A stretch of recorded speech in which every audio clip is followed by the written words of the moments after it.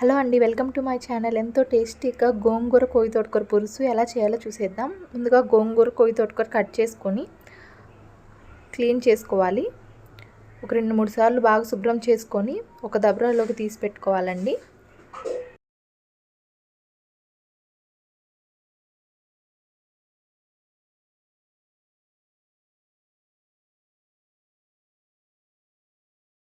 Clean చేసి పెట్టుకున్న గోంగూర కొయ్య తోటకూరని పొయ్యి మీద పెట్టుకోవాలి. దాంట్లో కొంచెం కట్ చేసి పెట్టుకున్న పచ్చిమిరకాయలు, కట్ చేసి పెట్టుకున్న టమోటాలు వేసుకోవాలి.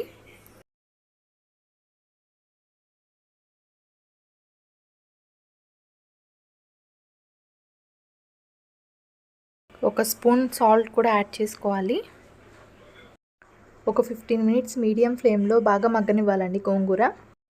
గోంగూర ఉడుకుతున్నప్పుడు 1/2 స్పూన్ పసుపు, 1 స్పూన్ కారం వేసుకోవాలి. ఒక 10 మినిట్స్ మీడియం ఫ్లేమ్లో టమోటాలు, ఆకుకూర బాగా మగ్గనివ్వాలి. నీళ్ళంతా పోయి ఆకుకూర బాగా మగ్గిపోయాక దింపేసుకొని పప్పు గుత్తితో బాగా నలుపుకోవాలండి. ఇప్పుడు ఆకుకూర తాలింపు కోసం ఒక ప్యాన్ తీసుకొని దాంట్లో సరిపడా ఆయిల్ వేసుకోవాలి. ఇప్పుడు ఒక స్పూన్ తాలింపు దినుసులు వేసుకోవాలి. ఇప్పుడు లైట్ బ్రౌన్ కలర్ వచ్చే వరకు ఫ్రై చేసుకొని 2-3 రెబ్బలు చిన్నులపాయలు వేసుకొని బాగా ఫ్రై చేసుకోవాలి మీడియం ఫ్లేమ్లో. ఇప్పుడు కట్ చేసి పెట్టుకున్న పెద్ద సైజు ఉల్లిపాయ ముక్కల్ని వేసుకోవాలి.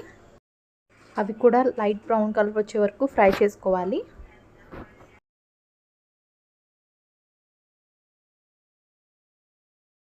తర్వాత కొంచెం కొత్తిమీర, కరివేపాకు వేసుకోవాలి. అవి కూడా ఒక 2 మినిట్స్ ఫ్రై అయ్యేలాగా ఫ్రై చేసుకోవాలి.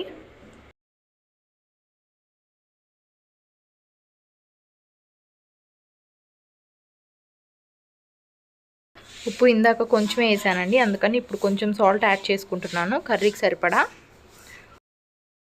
అది బాగా కలుపుకొని ఇందాక మెదుపుకున్న కొయ్య తోటకూర గోంగూరని వేసుకోవాలి.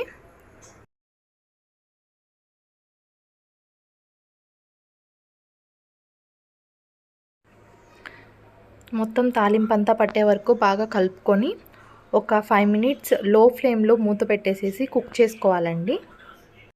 లాస్ట్లో కొంచెం కొత్తిమీర, కరివేపాకు వేసుకోవాలి. అంతే అండి, రెడీ అయిపోయింది. చాలా బాగుంటుంది. వేడివేడి అన్నంలో కలుపుకొని తింటుంటే సూపర్ ఉంటుందండి. వీక్లీ వన్స్ అయినా ట్రై చేయండి, చాలా బాగుంటుంది. వీడియో నచ్చినట్టయితే ప్లీజ్ సబ్స్క్రైబ్ మై ఛానల్.